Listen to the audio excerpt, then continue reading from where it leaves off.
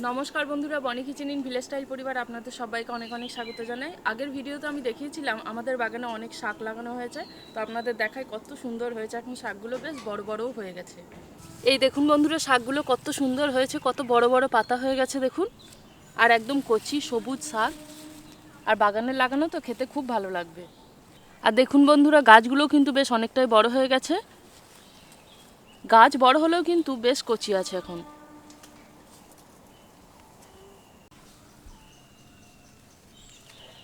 বাগানের লোটের শাকই আমি এখন তুলে নেব। আর বন্ধুরা জানেন তো, শাক বাজারেও কিনতে পাওয়া যায়, কিন্তু বাজারে যে শাক কিনতে পাওয়া যায় তার থেকে নিজের বাগানে তৈরি করা শাকের টেস্ট কিন্তু একদম অন্যরকম।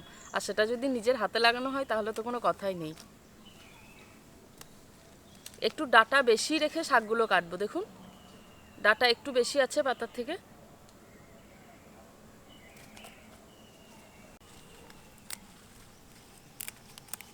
আর শাকগুলো এত নরম, কাটার জন্য কিন্তু কোনো কিছুই লাগবে না, হাত দিয়েই কিন্তু কাটা হয়ে যাচ্ছে। আর এরকম শাক খেতেই কিন্তু খুব ভালো লাগে।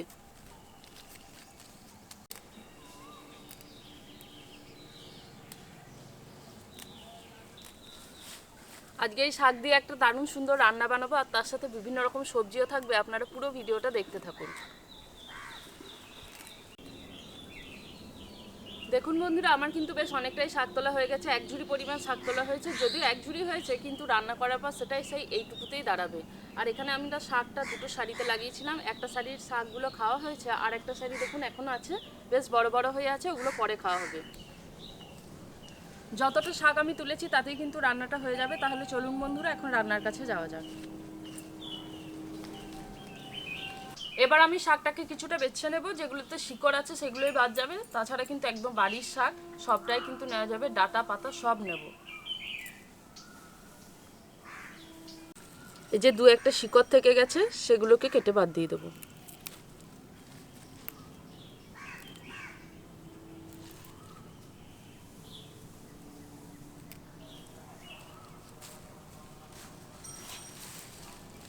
শাকগুলো সব বাছা হয়ে গেছে, এবার শাকগুলোকে কেটে নেব।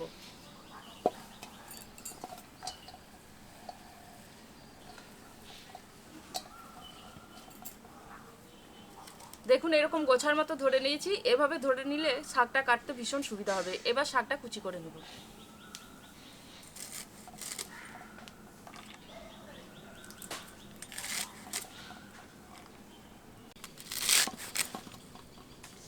দেখুন খুব বেশি কিন্তু ছোট, আবার খুব বেশি বড়ও করিনি, এরকম একটা এক গাঁট সাইজে রেখেছি।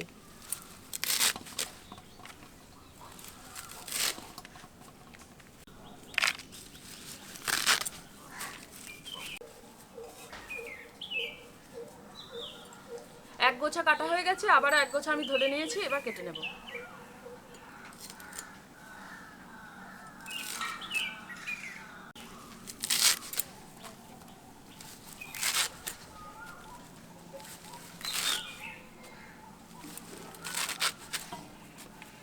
শাকগুলো আমার সব কাটা হয়ে গেছে, দেখুন একদম ছোট্ট ছোট্ট পিস করে কেটে নিয়েছি।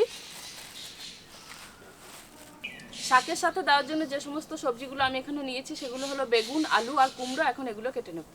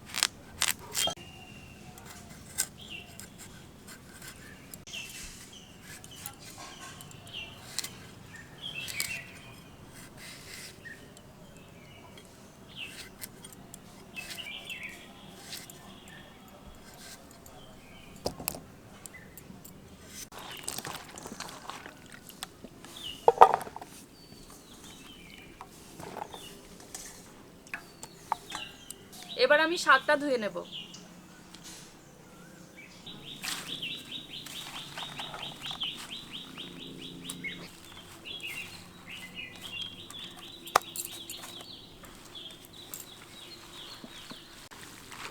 শাকটা একটু ভালোভাবে ধোবো, কারণ শাকের মধ্যে বালি টালি থাকে, সেগুলো যাতে জলের তলায় চলে যায়, সেই জন্য খুব ভালোভাবে শাকটাকে ধুয়ে নেব।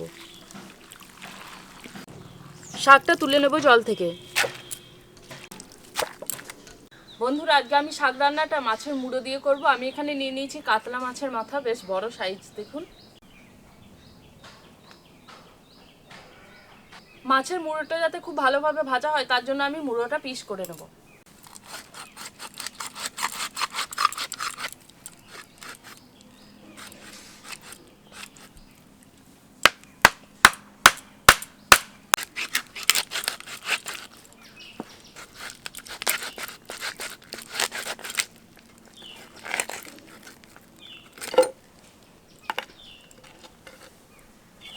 এতে কিন্তু মাছের মুড়োটা ভাজতে খুবই সুবিধা হবে, একদম ভিতর পর্যন্ত ভাজাও হবে।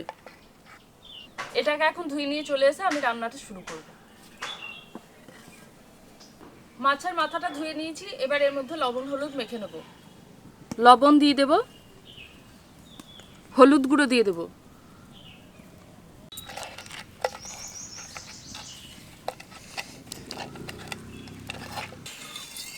তেল খুব ভালোভাবে গরম হয়ে গেছে, এখন মাছের মাথাগুলো দিয়ে ভেজে নেব।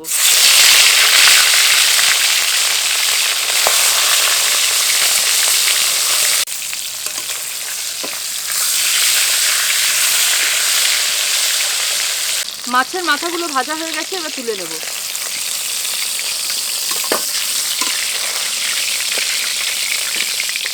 এবার তেলের মধ্যে দিয়ে দেবো একটা শুকনো লঙ্কা, একটা তেজপাতা।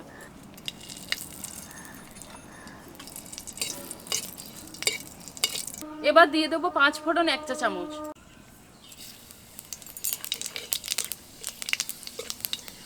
একটা মাঝারি সাইজের পেঁয়াজ কুচি। পেঁয়াজটাকে এখন বাদামি করে ভেজে নেব।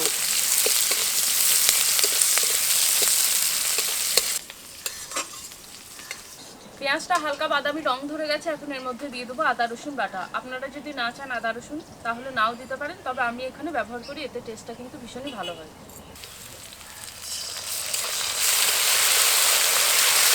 এবার আদা রসুন বাটাটা কিছুটা ভেজে নেব। এখন এর মধ্যে দিয়ে দেবো কেটে রাখা সবজিগুলো। সবজিগুলো দিয়ে পেঁয়াজ আদা রসুনের সাথে খুব ভালোভাবে কিছুক্ষণ নেড়ে নেব।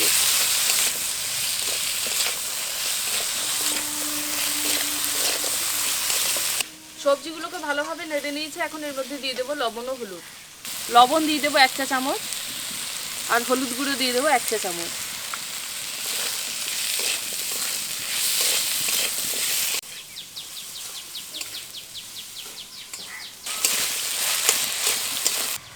সবজিগুলোকে কিছুক্ষণ খুব ভালোভাবে নেড়ে নিয়েছি, এখন এর মধ্যে দিয়ে দেবো লটের শাক।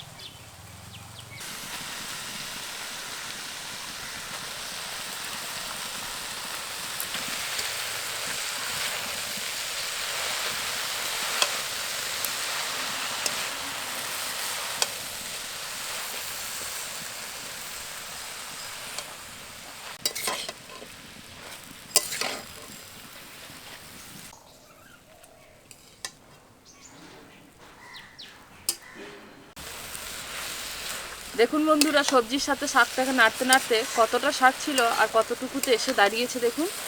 এর মধ্যে থাকা জলটা কিন্তু এখনো বেরোয়নি, এই জলটা বেরোলে কিন্তু শাকটা আরও অল্প একটুখানি হয়ে যাবে। আর ঠিক এই জন্যই কিন্তু শাকের তরকারি করার সময় শাকটা একটু বেশি লাগবে, কারণ শাক অল্প একটুখানিতেই দাঁড়াবে। শাকটা বেশ অনেকটাই হয়ে এসেছে দেখুন, শাকের মধ্যে যে পরিমাণ জল বেরিয়েছিল সেটা কিন্তু বেশ অনেকটাই শুকনো হয়ে গেছে, আর সমস্ত মশলার সাথে খুব সুন্দর মাখো মাখো হয়ে গেছে।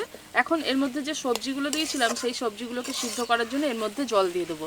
তবে শাকের মধ্যে কিন্তু খুব বেশি জল দিলে চলবে না, খুব অল্প পরিমাণ জল দিয়ে দেবো। দেখুন আমি কিন্তু খুব অল্প পরিমাণ জলই দিয়েছি, এতে কিন্তু শাক এবং সবজি খুব ভালোভাবে সিদ্ধ হয়ে যাবে। আর শাকের তরকারি একটু মিষ্টি মিষ্টি খেতেই ভালো লাগে, তার জন্য আমি এখানে নিয়ে নিয়েছি চিনি 2 চা চামচ। চিনিটা এখন দিয়ে দেব। চিনিটা দিয়ে খুব ভালোভাবে শাকের মধ্যে মিশিয়ে নেব। শাকটা যখন সিদ্ধ হবে তখন কিন্তু চিনির যে মিষ্টিটা সেটা কিন্তু সবজি এবং শাকের মধ্যে খুব ভালোভাবে ঢুকে যাবে, আর তরকারিটা খেতে দারুণ সুস্বাদু লাগবে। এদিকে শাকটা সিদ্ধ হতে হতে আমি যে মাছের মাথা দুটো ভেজে রেখে দিয়েছিলাম সেইগুলো ভেঙে নেব।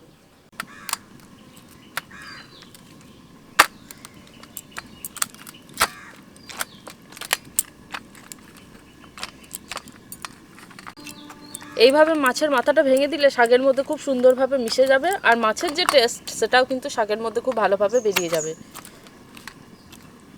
সবজিগুলো সিদ্ধ হতে দিয়েছিলাম, বেশ কিছুক্ষণ হয়ে গেছে। দেখুন বন্ধুরা, এখন কিন্তু জলটা বেশ অনেকটাই শুকিয়ে গেছে, একদম পুরোপুরি শুকিয়ে গেছে জলটা। আর সবজিগুলোও কিন্তু খুব ভালোভাবে সিদ্ধ হয়ে এসেছে, আর শাকটা দেখুন আরও সুন্দরভাবে মাখো মাখো হয়ে এসেছে। এই সময় আমি এর মধ্যে দিয়ে দেবো ভেজে রাখা মাছের মাথা। মাছের মাথা দিয়ে শাকের সাথে খুব ভালোভাবে মিশিয়ে নেব।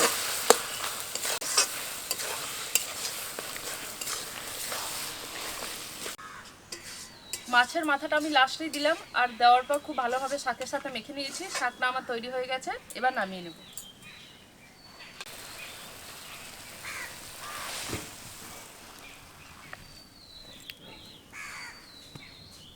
দেখুন বন্ধুরা, কি সুন্দর হয়েছে। দেখুন শাকের তরকারিটা কত সুন্দর লাগছে দেখতে। বন্ধুরা, আজকে শাকের তরকারি বানালাম মাছের মাথা দিয়ে, আর তার সাথে একটা স্পেশাল জিনিস বানাবো। আমি এখানে নিয়ে নিয়েছি দুটো বড় সাইজের টমেটো। এখন টমেটোটাকে পুড়িয়ে নেব। এখানে আমি জালি বসিয়ে নিয়েছি, এই জালের ওপর আমি টমেটো দুটোকে রেখে দিলাম। এবার আমি একদম অনেক তাপ দিয়ে জাল দেব।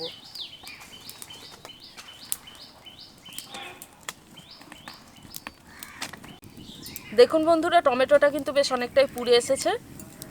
একদম বাইরে যে টমেটোর ছালটা থাকে সেটা কিন্তু একদম পুড়ে গেছে। টমেটো পোড়ানোর ভিডিওটা আপনাদের দেখালাম না, কারণ ভিডিওটা বেশ অনেকটাই বড় হয়ে যেত, তাই আমি টমেটোটাকে খুব ভালোভাবে ভিডিওর মধ্যে দেখাইনি পোড়ানোটা। টমেটোটা কিন্তু বেশ অনেকটাই পুড়ে এসেছে। এখন উল্টে পাল্টে দিয়ে আরও ভালোভাবে পুড়িয়ে নেব, যাতে একদম ভিতর পর্যন্ত নরম হয়ে যায়। দেখুন বন্ধুরা, এরই মধ্যে কিন্তু টমেটোটা বেশ অনেকটাই নরম হয়ে এসেছে, আর এর থেকে কিন্তু জলও বেরিয়ে যাচ্ছে। টমেটোটা পোড়ানো হয়ে গেছে, এবার তুলে নেব। এবার খুব ভালোভাবে আগে ঠান্ডা করে নেব। টমেটোটা কিন্তু এখন বেশ অনেকটা ঠান্ডা হয়ে এসেছে। এই সময় আমি বাইরের যে কালো চামড়াগুলো আছে না, সেই চামড়াগুলো আমি ছাড়িয়ে নেব।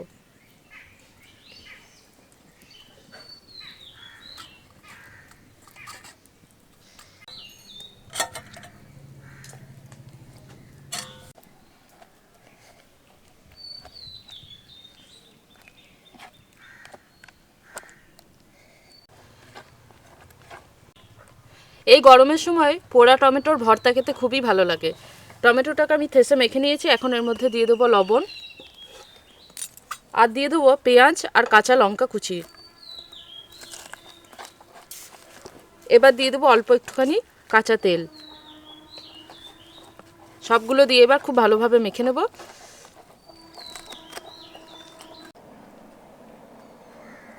বন্ধুরা, আজকে তৈরি করে নিয়েছি দুটো রান্না। একটা হচ্ছে কাতলা মাছের মাথা দিয়ে লোটের শাকের তরকারি, আর একটা হচ্ছে পোড়া টমেটোর ভর্তা। দুটো রান্নাই কিন্তু ব্যাপক লাগে এই গরমের সময় খেতে, আর গরম গরম ভাতের সাথে খেতে তো দুর্দান্ত লাগে।